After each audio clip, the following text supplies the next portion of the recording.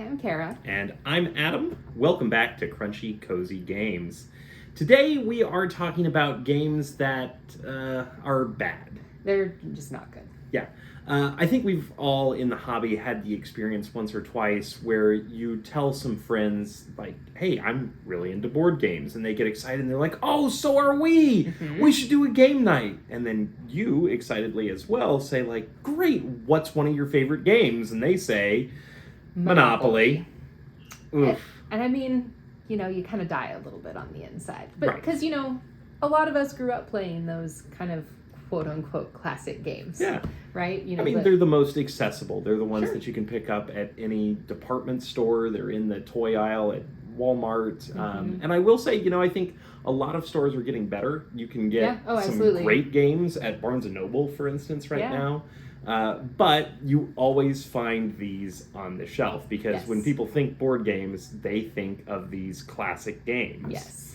And for me, it's not that, and you know, we were saying this with our tongue firmly planted in our cheek, that these games suck. And it's just because people in the hobby, they've found better things. Right. And so that's really what this video is about. We're saying, okay, if you like this game, here's a game that is better than it. Right. That is, you know, similar in some way, but is like an upgrade. We're talking about upgrading your games. I like to think about it as, you know, as people that are really into the hobby, we are curators of good taste. And so if somebody comes to us and they say, oh, I love board games, that's great. I mean, they're already part of the way there to it. And board gaming is for everybody of all different tastes. Absolutely. But, for instance, if somebody says they really like Monopoly, the first question I want to know is, why? And then the second question I want to know is, who hurt you? But past that, it's always important to me to figure out what it is that somebody likes about that particular game before I make a recommendation for the next one. So that being said, why don't we kick off with some of our classic games, and we'll do a comparison for a game that we think is a good upgrade. Yeah. So our first classic game, this one, we don't actually own a standard copy of this. This game has been banned in my house. We get a little too competitive. So this is my keychain size Yahtzee. Oh, you're going to have to hold that way up close. This is a relic from the early 2000s. Are there actually tiny dice in there? There are. It is a fully functional copy of Yahtzee. I mean, I feel like we need to see it. It comes with... It has tiny pencils. And there's tiny score sheets. There's tiny score sheets. Well, that and is a delightful. rule book. Okay, dice and chips. We're missing the biggest thing here, though, because these tiny little score sheets, like, yeah, that's a novelty. Who can write that small? You showed the rules. Oh, who can write that small? Well, clearly me, because there's currently scores on there from the last game I played. Man, that is ridiculous. Anyways, Yahtzee, whether it is the tiny size or the standard size. So what is our upgrade pick for Yahtzee? King of Tokyo. Excellent. I always explain this to people, and this is one of my favorite gateway games into more crunchy gaming. Absolutely. I always tell people that this is basically Yahtzee, but you get to smash stuff. Because the core concept of the game here is essentially that Yahtzee style. You are rolling 6 dice, you're shaking those up, you get 3 chances to get the best combo that you can. But there's some added player agency in here. Right, like you're not just trying to get like the same number or runs. Like there are different die faces that have different powers that allow you to collect energy or smash or heal. And then there's also points that you can get with those numbers by getting groups of 3 or more. Right, and I think that's kind of the best aspect of this game is you're kind of playing this game of chicken where you're trying to stay in Tokyo. Absolutely what it is, yeah. And, you know, you want to roll these combinations of dice, but does it make more sense to heal or does it make more sense to smash everybody else? So it takes everything that you love about Yahtzee and it raises the stakes because, of course, there's only going to be one winner and you may not survive if you don't think wisely at the time. Well, and it also, you know, in addition to the more complex turns, it also adds player interaction. I mean, you know, when you smash, you are reducing the hit points of the other people around the table. And, you know, there's also cards if you want to you want to play with those as well. I think Right. we played with some young kids one time, and we just totally cut the cards. Yeah. But it's so fun. It's very interactive. It feels high stakes, and there's so much drama, but the game is so fast. And it's way better than Yahtzee because in this game you can play as a giant alien cat. Or a space penguin. So yeah, that's our upgrade for Yahtzee. King Go of with Tokyo. King of Tokyo. All right, what's next on our classics list? Next on our classics list is a party game that is kind of an era. And that game is Quelf. Oh yeah. I will say I have so many fond memories of playing Quelf. This was like kind of the go-to in late high school and throughout college. We played this a lot. I feel like this game really came out of the you had your standard board games and nothing changed for a while, and then Cranium happened. Yes. And everybody's like, oh, you can do different things with board games. And then you started to see games like this that were lining shelves of like, oh, it's more than just roll the dice and move. In this one, you've got to make a diaper out of toilet paper rolls, or wear a shoe on your head, or talk like a pirate. Right. And everybody was like, oh, I've never seen this. It's amazing. Right. And it added a level of silliness and interaction and just kind of randomness to board gaming. For sure. Well, so my upgrade for that is actually a smaller box, and maybe it's a little bit sillier. And that is Monikers. Ooh, yes. So Monikers, if you've never played this just incredible party game, it takes place over 3 different rounds. And before you start anything, all players set up by drawing cards from this big box of cards. You draw anywhere between about 40 to 60 cards. Every player chooses a couple, and then they all go into a shared deck. Then the rounds start. The first round, it's basically just like a game of Taboo. You can give any type of clue except for what's on the card. And in the second round, you're using the same deck of cards. You tally up the points from the first round. Each card has a point value. And then you shuffle them all back together and start over, passing back and forth between the teams. And now you can only use one-word clues. Right. So you're pulling from the clues that people gave in the first round that helps them get it. You're pulling from inside jokes that you have with the people around the table that you know that they're going to get because it's just so perfect. And then, the last round, of course, is charades. So which, again, very simple concept. Everybody has done it before, but the unique thing about this game is because you're using that same deck, you're playing off the interactions that you've previously had. You're looking for those inside jokes, and you're really building those connections with your fellow teammates. Absolutely. Well, and, I think this game really highlights how different all of those different styles of games are. For sure. Because something that is really easy to get with a Taboo style hint or even a one-word hint might be crazy impossible to do as charades. Right. And similarly, something that is so easy to act out is going to be really hard to explain. So I think, there's a good mix of cards like that in here. And it's just a good time. We've played it, we've pulled it out several times since we got it. And this is wonderful. A great game for people that say like, oh, some games are just too complicated. This is a great one to kind of get them started. Because it does add complexity round to round, but it never does it in such a way that you feel like it's impossible. Right. Such a good game. Yeah, Love it's great. Monikers. All right, what's next on our classics list? All right, next for our classics, we have Sorry. Oh, yeah. Sorry's a fun game. It kind is. of like Candyland, it is a little bit decided before you play because the deck is set.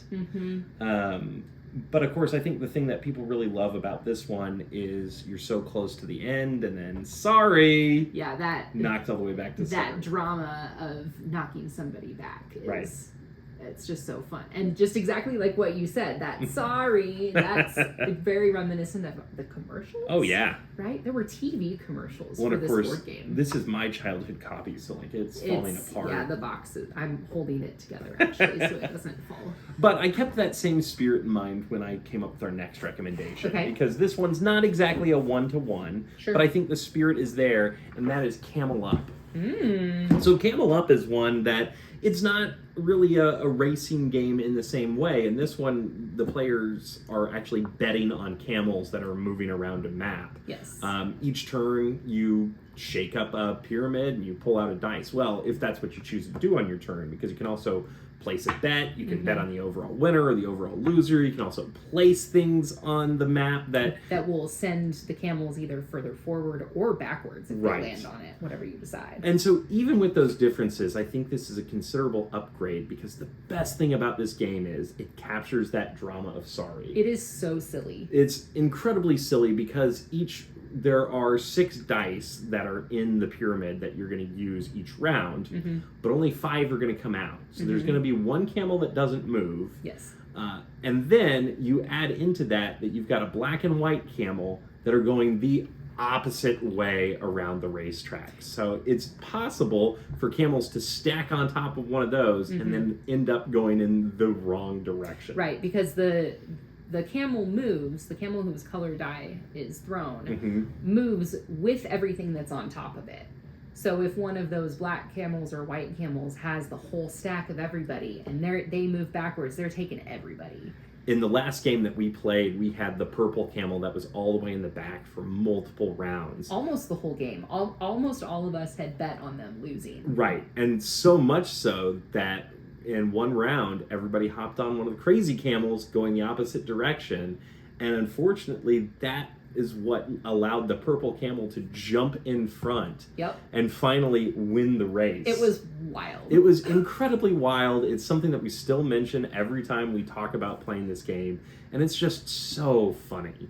It's so good. But just like Sorry, it captures that same spirit of you never know what's going to happen. Absolutely. So I would absolutely take a game of Camel Up more than Sorry. Also, this is going to play quicker. Yeah, no, absolutely. Camel Up. All right, what's our next classic?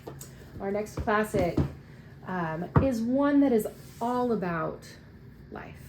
The game of life. Yeah.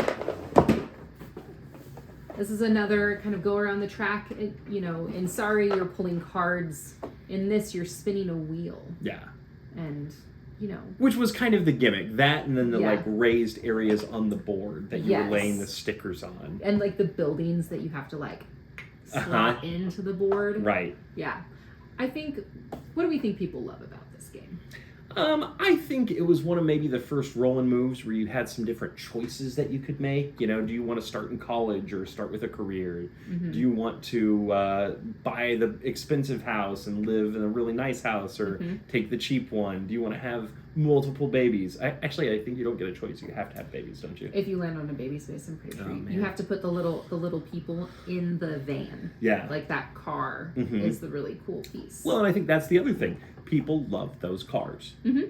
So thinking about that is my next suggestion for somebody, and that is Heat. Heat. Yeah, you love cars. Pedal to the metal. You love racing. You love things that are fast. I mean, moving around that track, you think about the game of life, and really, as you move through, if you get to the end, you're stuck. You might collect a little more money, but the fun part is the moving around and the drama of landing on the spaces and what's happening on each turn. Yeah, exactly. And it's also kind of figuring out like what you want to spend to, go as far as you want to go without going too far and hitting one of those stop signs.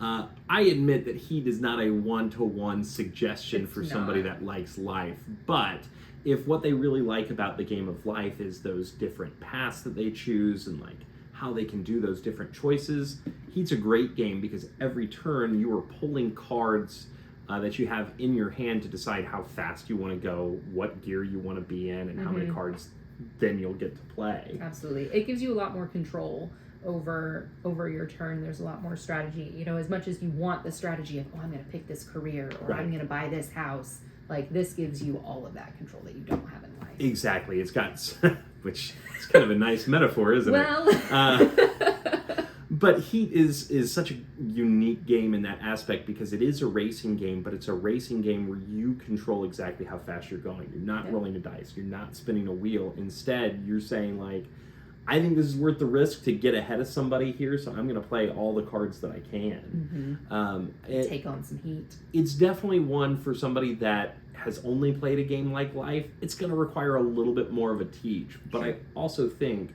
once that teach is done, they're going to go to this and never come back to this. Yeah. So yeah, Heat, great upgrade for Life. Yes. What's next? Next up is a little bit of a mystery game. Ooh. So we're talking about Clue, the classic whodunit detective game. Cluedo, as it's known across the pond. Oh, really? Weird. Yeah. I don't think I've ever really played Clue. Seriously? Like, not by the rules, because this is a game that requires 3 players, at least. Yeah. And I don't know that I've ever had 3 players interested in playing just Clue. Oh, so it's like, so we played this one a lot growing up. Yeah. And so this is one where one thing that is fun about this game is that you're setting up the who did it with what weapon in what room at the beginning, and nobody knows what it is. Those get drawn randomly out of each of those decks and put in an envelope, and everyone is trying to solve that mystery. And so you get your cards handed out to you, and you are, rolling the dice, moving around, checking rooms, checking other people's cards, and checking stuff off on your little detective pad. Right, that's your deduction. Yes, and you're trying to figure it out before anybody else. But yeah, that's the point of the game is using the clues that you gather to find out who, what, and where. Well, and in my experience with this one, the thing that people don't like about it, or they want to upgrade in other games, is that it takes so long to move from room to room, because you're still doing kind of a roll to move. And if the next objective that you've got to get to is all the way across there, it's going to take you multiple turns to do that. And somebody might beat you to it. Right. Yeah. So, my recommendation, an upgrade for that, is Mysterium. Ooh, yes, another who, what, where. Exactly. And this game, you've got one player that knows the mystery, and they kind of set up the portfolio for it, so they know who the murderer is, what the weapon was, and where the murder took place. And they're going to give clues to the other psychics that are around the table. And they do that through these really neat art cards. Oh, the art is so good. Because basically they're trying to give clues of all those details and those pieces of evidence that are also on these really cool art cards. Like there's a portrait of the person that did it with some objects that they might have. Like there's a magician, and on that there's white gloves and a cane and, a bunny rabbit and all that kind of stuff. And so, as the ghost that's giving the clues for it and spelling out the mystery, you might, if you've got a card with a white rabbit in your hand, you might give that to the player who's going to be looking for the magician. This has, I think, the same fun of solving the mystery as a game like Clue does, and it gets rid of all the, you've got to roll the dice to move, to get to the next room, to get to the fun part. This one is just all fun part all at the same time. That, and the art is gorgeous. It is. It's also cooperative. It is. Which is... Everybody's working together as opposed to... I guess kind of people are working together in Clue, but it's a race to solve it first. It is, yeah. And in this one, it doesn't matter if you're the first person to solve it.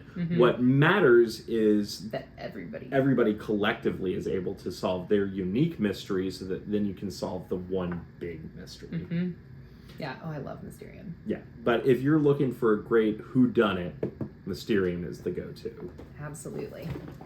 All right, next. We've got the one that we talked about already at the beginning. Okay, so remember at the top of the video where I said we're very tongue-in-cheek, like these games don't suck, if somebody likes them, good for them. I actually withhold judgment on Monopoly, because it's not a good game, and I am talking about playing it by the rules, like not the free parking, auctioning a property. Right. It is tedious, it's long, the money that you have to exchange hands takes too long to figure out, and then the worst part, when I think kind of what's bad about a lot of these games, is that there is just total player elimination. Yes. Yeah, you can go bankrupt early on and people are still playing for an hour or more after you're done. Right. Oh, you can absolutely play games of this where you are eliminated longer than you were in the game. And that's not a great game experience. It is. But that being said, I mean, this is sort of the classic. I mean, every time we tell people that we're into board games and they have to buy a gift for us, I end up with another version of Monopoly. And I will say... I have 8. The one version of Monopoly that I think was fun was the Mario Kart version. Yeah, and that one's all right. You know why? It's because there's a definitive end. There's a definitive end. Once you go around the track 4 times, that's it. You're done. Or 4 races happen, or something like that. But the classic thing that people like about Monopoly is they like rolling, they like moving, they like buying the properties and having that. And having the properties, charging people rent. Yeah, and then they like putting the little plastic houses and then the little plastic hotels and going, ha, look at that. So, keeping that same spirit of loving to build hotels, my recommendation for that is another hotel game, Acquire. Acquire's so good. So obviously this is a completely different game than Monopoly. You're not going to have any movement around the board. In this one, it is just straight up controlling a stock market and knowing when to buy and sell and when to make a merger. So this game is a really simple one where players have a collection of tiles on a... I'm trying to remember what it is. It's like a little Scrabble stand. Yeah, it's like a 12 by 9 grid that you're putting these tiles on. Whenever you have 2 tiles that are adjacent to each other, you can start a hotel chain. You lay that chain right on there. Then any tile that is touching those grows your empire. So you imagine you're taking up more real estate in a big city or something like that. And on each turn, you are able to buy, is it up to 3 stocks? Of any, you can buy 3 stocks. Of any chain that is currently operational. Right. And when you start a hotel chain, you get a free stock of that chain. Right. Yeah. This one is great because it has some of the same ideas that people really love about Monopoly, like the ability to screw your fellow players over, because you could be holding on to a tile that would merge something that they're really looking to sell, but you're holding back on that, and that's going to prevent them from moving any further. Yes. And from, crucially, getting any money. Right. Which is absolutely necessary to continue on in the game, just like in Monopoly. And this one is actually an older game. Sure. I believe the first one was released in the 60s. Okay. And it's really held up against the test of time. I mean, they just put out an upgraded version last year. Yeah, it's a great game. But yeah, if you're really into the hotels and screwing your friends over, Acquire is a much better pick than Monopoly. Absolutely. What's our final one? Our last one is the game for people that love all-day campaigns. Oh, yeah. This game is Risk. I have a lot of nostalgia for Risk. Like you were talking about Clue, I very much remember family occasions where we would play this all Saturday. And it's not a great game, but it was really fun at the time because there was kind of that element of strategy. Sure. The strategy is take over Australia and then work on the rest after that. Absolutely. And I feel like the lexicon and the general knowledge base of everybody that's into board gaming already knows that strategy. And because of that, there's really only one thing that you do in Risk. You fight. Yeah. I mean, you're rolling dice to compete for territory. And trying to knock everybody out and then hope one day conquer the world. But the only way you win it is by conquering the world. And yeah, they added cards to it that you can take over and you complete those objectives. You get that. But this is like the old Risk where the only way to win is taking over the world. It's very fun and it gives you that aspect of like, this is what we're doing all day. And I think everybody kind of likes that like wargaming aspect of I want to rule. Sure. So that's why my recommendation, and before I break my back bringing this out, I have to admit, we were going to do a joke where every time Kara suggested a game, I was going to say, you should play Twilight Imperium. But in this case, you actually should play Twilight Imperium instead. Yeah, I mean, if you're already set up to play Risk for anywhere between like 6 to 12 hours, because that's how long it's going to take. Like, you should just play Twilight Imperium. And here's the thing. Twilight Imperium is very much the game you want Risk to be. In this one, you don't just conquer everything by force. You can, but you also have the ability to use diplomacy. You can make deals and alliances with other players that are meaningful, that aren't just lip service. Right, and some are actually binding. You exchange cards that prevent you from just going into battle against them immediately. You also have scientific upgrades and different factions so that you can choose different play styles. You've got voting rounds in it that can up your stay in the galaxy. When I think of a war game, and if I'm going to give up my entire Saturday, this is the one you want to play. This is the one you want to play. Absolutely. So, I could go on and on about Twilight Imperium. Maybe I'm we will still in another video.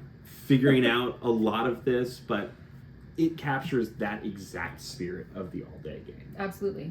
It's a great choice to replace Risk. So, that is our 7 picks to replace 7 classics. So if you get somebody that comes over very excited to play a classic game, maybe here's the way that you can upgrade them into a little more crunchier gamer. That being said, what are some of your favorite gateway games? What are the games that you suggest to people that are stuck in the classics? Do you agree with any of our picks? We want to hear from you, so leave those comments down below. Absolutely. And of course, if you haven't already, please like and subscribe. Thanks for stopping by. Bye.